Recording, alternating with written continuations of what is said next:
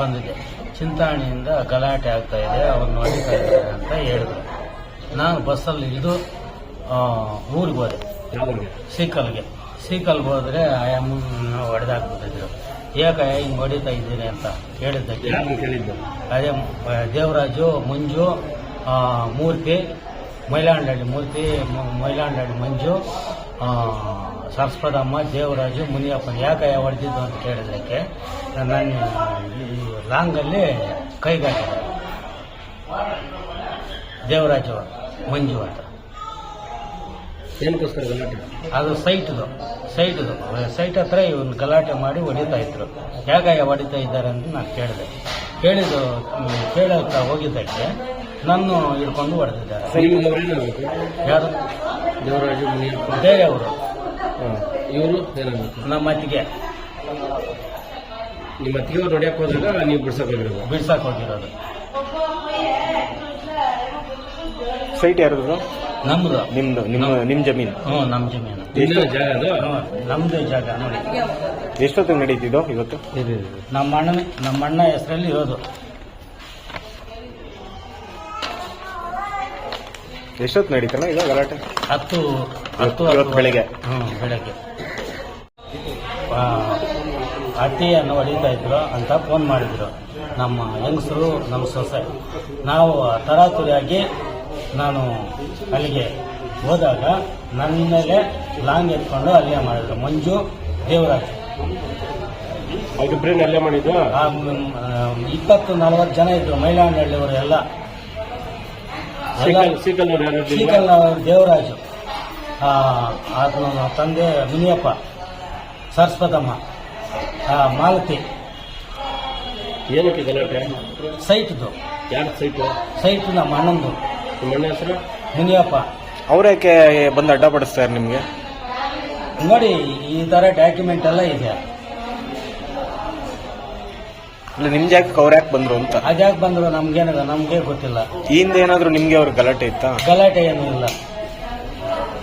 ಏನೂ ಇಲ್ಲ. ನೋಡಿ, ಹಕ್ಕುಪತ್ರ ಇದೆ, ಡಿಮ್ಯಾಂಡ್ ರಿಜಿಸ್ಟರ್ ಇದೆ, ಎಲ್ಲ ಇದೆ. ಈ ವಿಚಾರವಾಗಿ ಪೊಲೀಸ್ ಅವ್ರ ಗಮನಕ್ಕೆ ತಂದಿದ್ರೆ ಕಂಪ್ಲೇಂಟ್? ಗಮನಕ್ಕೆ ತಂದಿದ್ದೀವಿ. ಕಂಪ್ಲೇಂಟ್ 3-4 ಸಲ ಅವ್ರು ನೋಡಿದ್ದಾರೆ. ಅವರು 3-4 ಸಲ ಅಡ್ಮಿಟ್ ಆಗಿದ್ದಾರೆ. ಅವರು ಎಲ್ಲ ಕೇಸ್ ನಡೀತಾ ಇದ್ದಾವೆ. ಆದರೂ ಮೊನ್ನೆ ನಾವು ಇಲ್ಲದೆ ಇದ್ದಾಗ ಹೊಡೆದಾಕ್ಬಿಟ್ಟಿದ್ದಾರೆ. ಅಲ್ಲಿ ಬೇಲಿ ಹಾಕಕ್ಕೆ ಬಂದಿದ್ದಾರೆ ಬೆಳಗ್ಗೆ. ಇವರು ಅಡ್ಡ ಹೋಗಿದ್ದಾರೆ. ಈ ಬೇಲಿ ಇದು ಮಾಡಕ್ಕೆ ಬಂದಿದ್ದಾರೆ. ಇವರು ಅಡ್ಡ ಬಂದಿದ್ದಕ್ಕೆ ಅವ್ರು ನೋಡಿತಾ ಇದ್ದಾರಂತ ನಮ್ಮವ್ರು ಫೋನ್ ಮಾಡಿದ್ರು. ನಿಮ್ಮ ಜಮೀನಲ್ಲಿ ಬೇಲಿ ಆಗ್ತಾ ಇದ್ದು? ನಮ್ಮ ಜಮೀನಲ್ಲಿ ಬೇಲಿ ಆಗ್ತಾ ಇದ್ದಿದ್ದು. ಅವರು ಅದಕ್ಕೆ ಹಾಕ್ಬೇಡ ಅಂತ ಇವ್ರು ಗಲಾಟೆ ಮಾಡಿದ್ರು. ಅದಕ್ಕೆ ಆಯಮ್ಮನ ಹೊಡೆದಿದ್ರು. ಯಾಕಯ್ಯ ಹೊಡಿದ್ರಿ ನೀವು?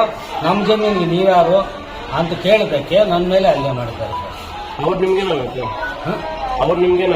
ನಮ್ಗೇನು ಸಂಬಂಧಿಕರೇನಲ್ವಾ? ಸಂಬಂಧಿಕರಾದ ಒಂದೇ ಊರು, ಪಕ್ಕದ ಮನೆ.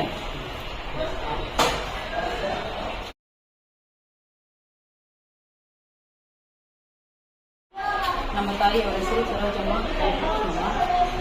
ಸುಮಾರು ನಮ್ಮಪ್ಪ 40 ವರ್ಷದ ಹಿಂದೆ ಮನೆ ಕಟ್ಟಿದ್ರು. ಅಲ್ಲಿ ಹೆಂಚಿನ ಮನೆ ಇತ್ತು.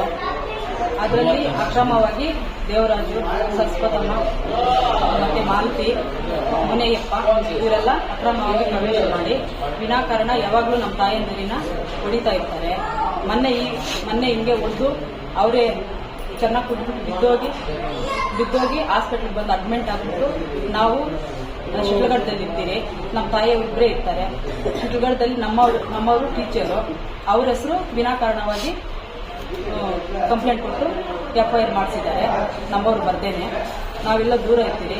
ಬಂದು ಇವ್ರು ಮುಡಿಯೋದು, ಅವರೇ ನಮಗಿನ್ನ ಮುಂಚೆ ಬರೋದು, ಅಡ್ಮಿಟ್ ಆಗೋದು, ಈ ಥರ ಕೇಸ್ ಮಾಡೋದು ಮಾಡ್ತಾ ಇದ್ದಾರೆ. ನಮ್ಮ ತಾಯಂದಿರು ಜಾಸ್ತಿ ಸುಸ್ತಾಗಿದ್ದಾರೆ ಪಾಪ. ಅವ್ರಿಗೇನಾದರೂ ಹೆಚ್ಚು ಕಮ್ಮಿ ಆದರೆ ಪೊಲೀಸ್ ಇಲಾಖೆ ಅವರೇ ಕಾರಣ. ಮತ್ತೆ ಇದಕ್ಕೆ ಗ್ರಾಮ ಪಂಚಾಯಿತಿ PDO ಮತ್ತೆ ನರೇಂದ್ರ ಬಾಬು, ಅಧ್ಯಕ್ಷರಾದ ನರೇಂದ್ರ ಬಾಬು, PDO ಅವರೇ ಕಾರಣ. ಮನೆ ಹತ್ರ ಪಕ್ಕದಲ್ಲಿ ಶಿವಣ್ಣ, ನರಸಿಂಹಮೂರ್ತಿ ಮತ್ತೆ ಪ್ರೇಮ್ ಕುಮಾರು ಇವರೇ ಎಲ್ಲ ಎತ್ತುಗಟ್ಟಿ ಇವ್ರ ಮೇಲೆ ಜಗಳ ಮಾಡ್ಸಕ್ಕೆ ಇವರೇ ಕಾರಣ. ಮಾತು ಬಂದ್ರೆ ನಿಮ್ ಸಾಯಿಸಾಕ್ತೀರಿ, ನಮಗೂ ಪ್ರಾಣ ಬೆದರಿಕೆ ಆಗ್ತಾ ಇದ್ದಾರೆ, ನಿಮ್ಮನ್ನು ನಿಮ್ಮ ಯಜಮಾನ್ರು ಸಾಯಿಸಾಕ್ತೀರಾ, ಅವಾಗ ಏನ್ ಮಾಡ್ತೀರಾ ಅಂತ ಹೇಳ್ಬಿಟ್ಟು ಪ್ರಾಣ ಬೆದರಿಕೆ ಆಗ್ತಾ ಇದ್ದಾರೆ. ಯಾವಾಗ್ಲೂ ಇದೆ ಗಲಾಟೆ ಮಾಡೋದು, ನೋಡಿಯೋದು, ಅವರೇ ಬಂದು ಅಡ್ಮಿಟ್ ಆಗ್ಬಿಟ್ಟು ಇದು ಮಾಡೋದು, ಇದೇ ಮಾಡ್ತಾ ಇದ್ದಾರೆ. ನಮ್ಮ ತಾಯಿಯವ್ರು ಏನಾದರೂ ಹೆಚ್ಚು ಕಮ್ಮಿ ಆದ್ರೆ ಪೊಲೀಸ್ನವರು ಮತ್ತು ಅವರೇ ಕಾರಣ. ನಮ್ಮಮ್ಮ ಏನಾದರೂ ಸತ್ತೋದ್ರೆ ನಾನು ಸ್ಟೇಷನ್ ಮುಂದ್ಗಡೆನೆ ಎತ್ಕೊಂಡೋಗಿ ಅಲ್ಲೇ ಉಣ್ತೀವಿ. ಅದೇನ್ ಮಾಡ್ತಾರೋ ಮಾಡಲಿ.